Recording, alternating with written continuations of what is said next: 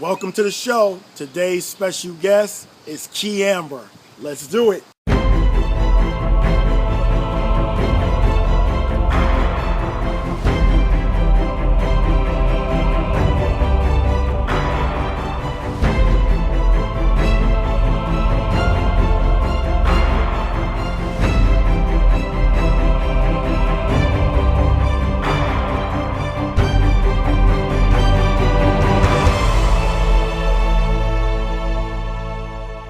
Hey, what's going on, everybody? It's your online success coach, Coach Darren. Welcome to another episode of Chat with Coach Darren. And today I have KeAmber with me, awesome network marketer. She don't know, but I have a nickname for her, Beauty and the Beast. Beautiful young lady, but a beast when it comes to network marketing. She's all about her business. Welcome to the show. Thank you. Thank you for having me. Well, thank you for accepting the invitation. Follow you on Facebook a lot.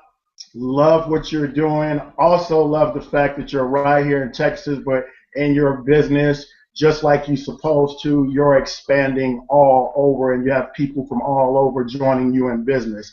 Now, right out the gate, what I want to ask you right out the gate is, why do you think it's important for people to look for home-based businesses?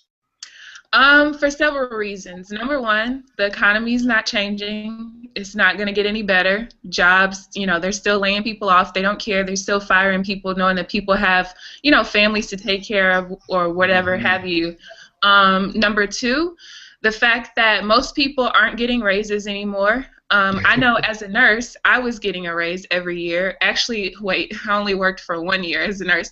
But, for like my mom, for instance, they gave her a raise in 2007, and they kind of came to her like, oh, I heard your daughter's going off to college. We're going to help you out. And it was a 25-cent an hour raise. Wow. And she has not had a raise since then. And she's been working at her job since before I was even born. So, just the fact that she's older, so it's not like she can just switch jobs all willy-nilly like maybe young people can. But I feel that, besides the young people and even the older people, you have to have something else, because if you don't, you just never know what's going to happen. And my third reason is for the tax shelter. When I was a child, I had two dreams. One was to be a nurse, and one was to own a business. My dad, before I was born, he had like a barbecue restaurant, and I have a lot of people in my family who do own some kind of business.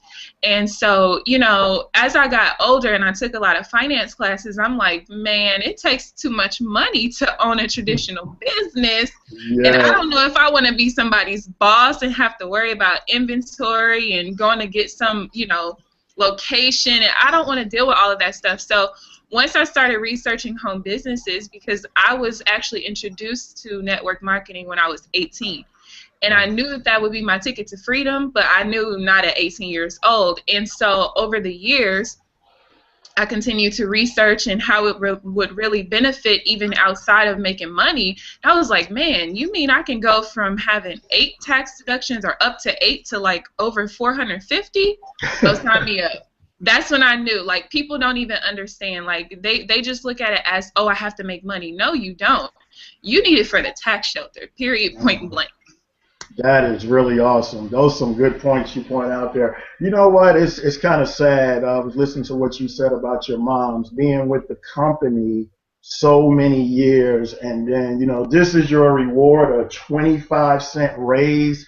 I mean, that is absolutely crazy. To me, it's a great form of disrespect, actually. I mean, you've got people that's been with these companies for years. They're looking to retire with the company, and this is the way you reward them. But, I'm listening to you as well. You have a lot of entrepreneurs in your family, and so when you was young, you're already looking at being a nurse, but you was also looking at being an entrepreneur. So no, you didn't take the traditional brick and mortar business route, but was smart enough to look at the network marketing industry and became an entrepreneur. And tax breaks, oh my God, you hit it on the head. So true. And one of the things about our industry that people are not locked into. You have to understand your tax break. So you definitely nailed that. I like what you shared with us with that. So you became a nurse. Now let me see. Now you got your bachelor's by the age of 21, correct? Correct. Okay. And then you worked as a nurse for just 1 year? About 14 months. If it could have been 2 weeks, I would have done that. But I told my I was like, you know what? That's a $60,000 education. Luckily for me, I played sports. I graduated with over 4.0 from high school, so I didn't have to worry about like too many scholarships. Like, oh my gosh, how am I gonna, get the money for school? But it was just like after 2 weeks, I was like, man, I don't think I can do this because I don't have like too many like brick and mortar type of entrepreneurs in my family, but I have a lot of people who file 1099s. My dad is a real estate agent, so even though he works for a broker, he's still self-employed. You know what I mean? So I have a lot of people like that, and I actually was a real estate agent. I think I got my license when I was 18, like right before I turned 19. And so I came in and I killed it. I mean, I made like $14,000 in 5 months, working less than 5 hours a week. I mean, those older people in there be like, we haven't even seen you. How are you at the top of the leaderboards? Different things like that. So, I like the fact that I could wake up and say, you know what, Darren, I want to show you the house today. We're going to reschedule this for tomorrow. So it was like as soon as I clocked in, I was just like, oh, gosh, this is not going to work. It's just not. I don't have the freedom that I want. They're telling me when I have to be there, and I wasn't a rebel child, but I did what I wanted to do. It might have been good. So from the moment I clocked in for the first time, it was cool at first, you go through training, whatever. But once I started working on the floor, that first time I clocked in working on the floor, it was just like I knew it wasn't going to last long because I was put back into this confined box that I never liked to be in. When I was younger, my parents let me do whatever I wanted to do. As long as it was somewhat of a good idea, I was able to do it. So going from having a lot of freedom, when I was working as a real estate agent, to now somebody's telling me, you have to be here at this time. You only I was working 13, 14-hour nights, and I got a 30-minute break, and that was it. You got an extra 15-minute break if another nurse that was working with you was okay with taking over your patient load, which most of the time it wasn't. We were understaffed. Even as a new grad coming in, I had 4, 5, sometimes 6 patients to take care of at one time as a new grad, which is very, very dangerous. For me, I could handle it because I did healthcare since I was 16, so I got it, and I did a lot of stroke care. But it was just a simple fact that, okay, you're telling me when I have to do everything, and I don't like it. Right. But I promised my dad, all of this money was spent on my education, even if it didn't come out of my pocket. I spent hours and hundreds of hours, thousands of hours playing basketball, practicing, doing stuff like that just so I could have the money to pay for school, and I didn't want all of that to go to waste. So I promised my dad, all right, dude, I'll get my year out the way, especially because in order for you to go anywhere further, you always had to have at least a year of experience. So I didn't want to walk away after 2 weeks or 2 months or 6 months. Right. I wanted to make sure I got my 12 months out the way. It just so happens that I went about 2 months over, and then I just walked away completely. That's awesome. That's awesome. So your business, you was working your business part-time while you was working as a nurse? Let me tell you something. For people who say they have no time, it's the most BS excuse out there because when I first started, I was working full-time as a stroke nurse. I was engaged at the time, and I had 2 small stepchildren, ages 2 and 3. Their father worked 6 or 7 days a week. So it was basically like they were my children. I had to take care of everything. I had to make sure, I was getting them, up, out the bed, doing everything for them. So the fact that I was working full-time and doing that, and you have people who make up all these excuses, it's just like, come on now. I've been there, done that. Like, you can't pull that past me. It doesn't really work. It doesn't work at all. So I did that every single day, every week, every month for 4 months.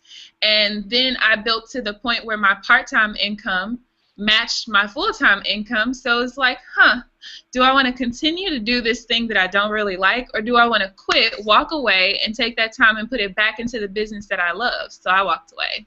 That's good. So you're right. People will make all the excuses in the world. I did an instructional video about a business and sent it to somebody by email. They called me. They said, "Hey, Coach, can you explain to me what this is all about?" I said, "Won't you at least watch the video first?" Said, "Well, I don't really have a lot of time." I said, "You know what? You're the type of person I don't want to work with." Because I did the video to give that individual instruction so you can watch the video. Then if you have any questions that you're not getting from the video, then you give me a call.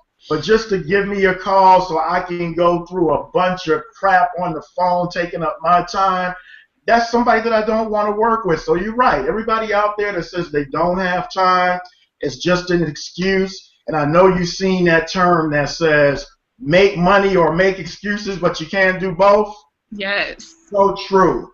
So true. So I really admire you for taking that step once you kind of matched that income and walked away from that job, because I think a lot of times it's fear that keeps us in the job, you know, and once you conquer that fear and you say, okay, look, I'm going to do this, I'm going to step out, people will be surprised what they can accomplish. Oh, yes. And you know what? One thing that kills me is people's fear, period. Like, I don't know if it's just me, but I grew up like, you know, I have some people who ask me, oh, you know, do you have to deal with family members who don't support you and different things like that? I never, ever, ever had to deal with that. Like, my parents, my family support me on everything. And that's why I was never fearful of doing anything. It was, okay, I know this is residual income. Why would I continue doing the same thing? That's just absolutely ridiculous. Wow. And so for me, it was nothing. My whole thing was, okay, do I want to just completely walk out? And actually, my boss, I was already kind of on my way out the door, because as a new grad, I was only pulling in maybe $3,400 a month. But after Uncle Sam took $1,200 from me because I had no kids of my own, you know, I'm only pulling in $2,200 a month, and that was with no overtime. So I had actually got offered a position to work per diem, and I would be making like $4,500 a month after taxes, health insurance included, all of that good stuff. So it was like I was kind of already on my way out the door. And when I first started, you only had to give a 2-week notice. But there were so many horrible managers and supervisors in that small hospital, and it was so many nurses leaving that they were trying to turn it into a 30-day notice. So I tried to put in my 2-week notice already, and my boss was just like, no, it's a 30-day. I said, listen, I had 3 bosses in a matter of 14 months. So I had to tell the new one, like, no, I never signed any paperwork saying I'm going to give you a 30-day notice. I didn't sign paperwork to start working at this hospital anyway. But I can tell you, on my hire day, it was a 2-week notice. If you guys weren't such horrible, like, managers and everything, you wouldn't have people leaving so fast that you need to keep me for an extra month. And on top of that, you're not going to be able to find anybody in 2 weeks or a month anyway, so I'm going to be out the door. So, you made it clear, huh? You made it very clear. Yeah. So once I hit the rank in my business, it was like, all right, well, she's trying to force me to do a 30-day notice anyway. I kind of told her like a week ago that I was going to walk away after 2 weeks anyway. So you know what? I just got on my computer that Monday morning, and I emailed her. I said, today will be my last day. You can remove me from the list. And so I didn't even give her a 2-week notice. I gave her a, this is my last day. I'm not even coming into work tonight. You could deal with it type of thing. What's going to happen? Like, yeah, like what's going to happen? It's not like you're going back, right? And I had to tell her that in her face. She's like, you know, you're really setting yourself up for failure in the future, because if any of your new jobs call me for a reference, I would never refer you because you just walked away. I said, honey, listen, this is what you failed to remember. On a, you know, when you put in an application, they ask you, can we contact this previous manager? And I will put no, because you just started working here 3 months ago. You're not going to keep me from being successful. Are you crazy? Yeah, I hear that. She can't stop you anyway, right? No, see, this is why I can't be confined to a box. I'm a rebel. Yes, yes. It's nothing like, I mean, the freedom. I mean, look at us. We're doing this interview, right from our homes. We're relaxed. We don't have to answer to anybody. I mean, that is a great feeling. Oh man, I know that. You know what? I hope they are watching you, and I hope they know about your success because I know that'll just be a smack in the face. Oh, yes. Does anybody at that job know how successful you are at your work at home business? Um, Maybe one or two of them. I only allowed two of them to be on my friends list.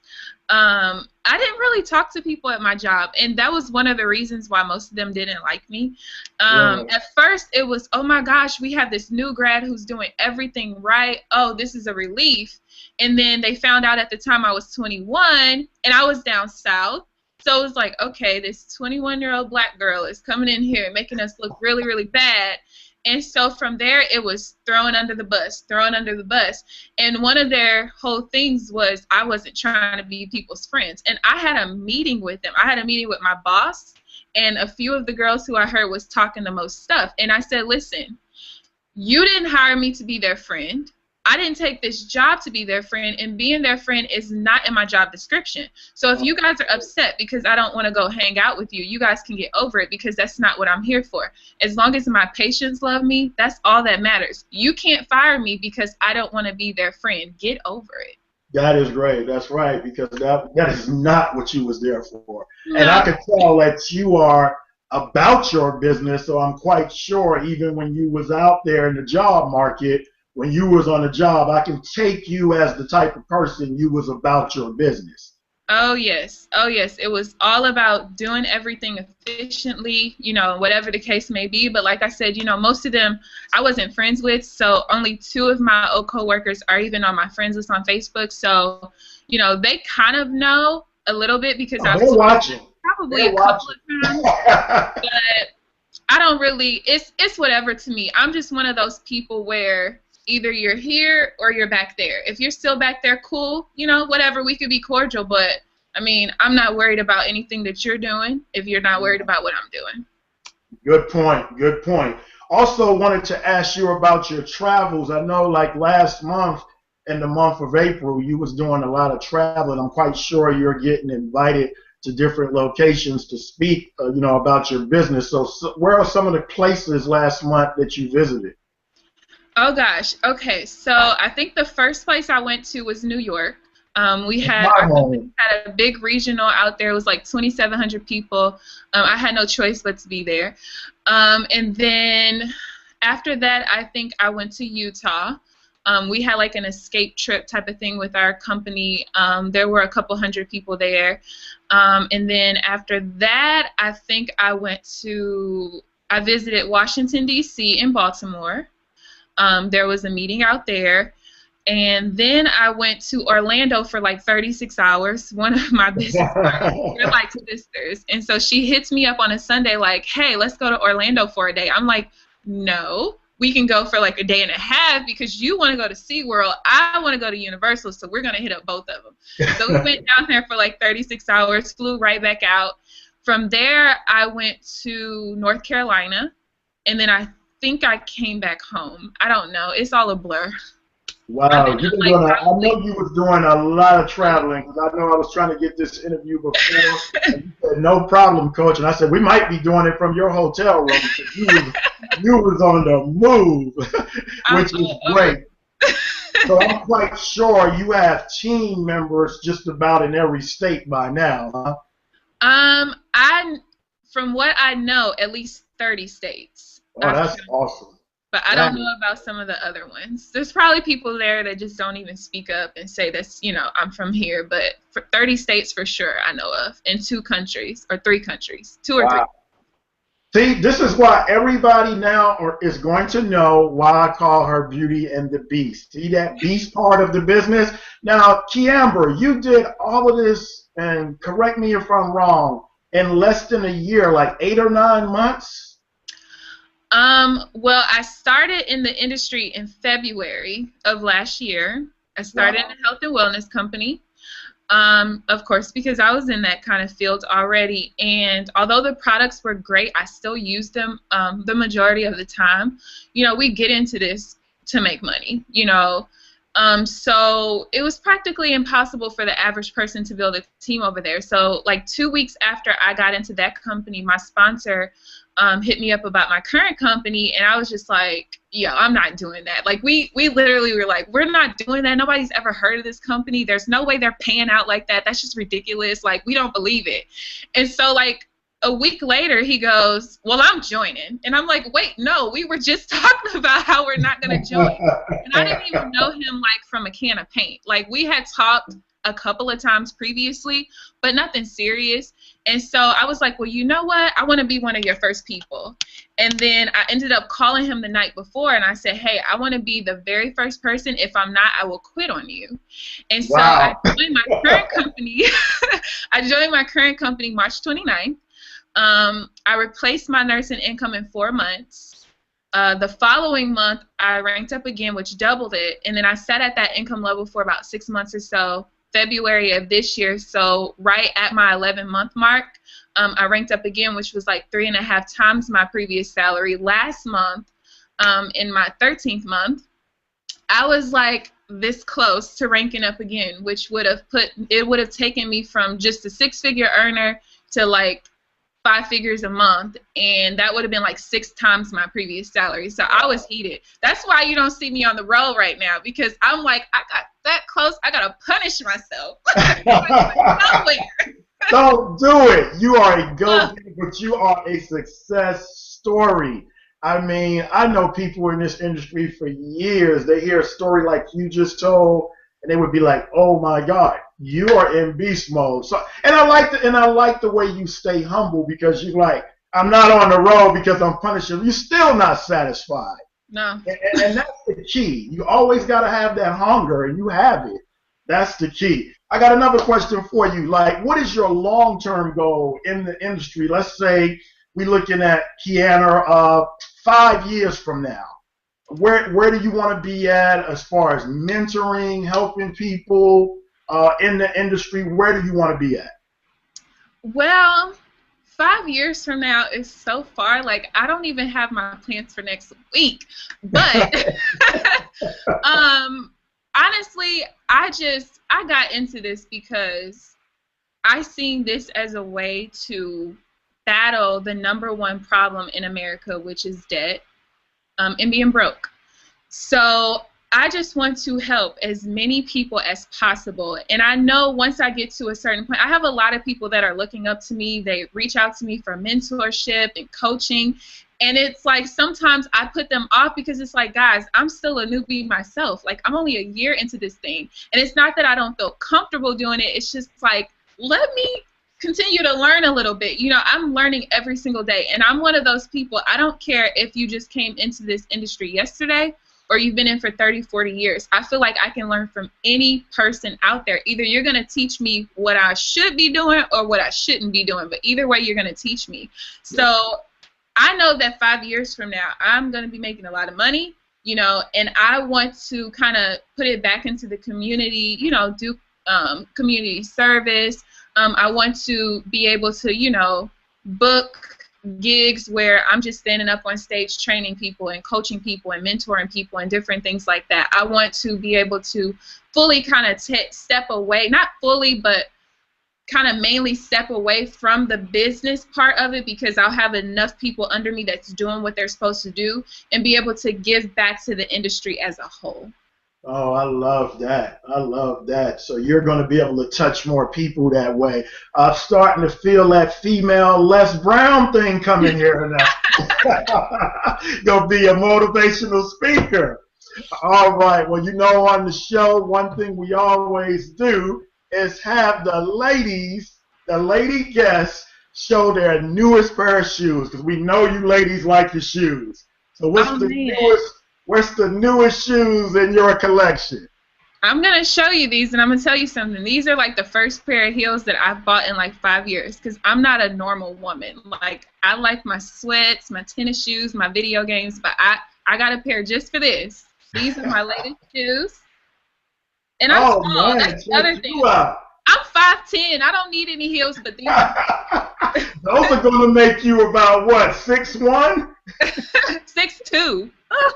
Those are nice. Those are nice. I got one last question for you before we leave. Thank you for this interview. You have been awesome. I've learned a lot from you. You have been awesome. Give us one good marketing tip. That's my question. If you could leave us with a good marketing tip, anybody that's watching this interview, give us a good marketing tip.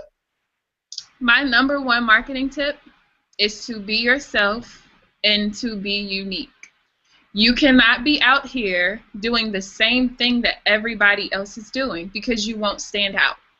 There's a reason why I stand out, why you stand out, why a lot of people who you see at the top of every single company stands out. There's something unique about them, whether it's their story. I was the first woman to be a registered nurse who's high up in the compensation plan. There's going to be plenty of nurses behind me, but I was the first. You know, you have to have that unique thing about you. If you don't know what's unique about you yet, take a step back and figure it out, because that's the only way you're going to make it. If you're in a room of 400 people and you market the exact same way as all 399 other people, nobody's going to know who you are ever. You have to be unique and you have to be yourself. Understand that people are going to not like you regardless of your personality.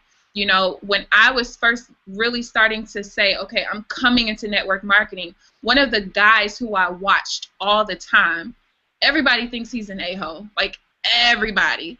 But I said, you know what? I'm just like him.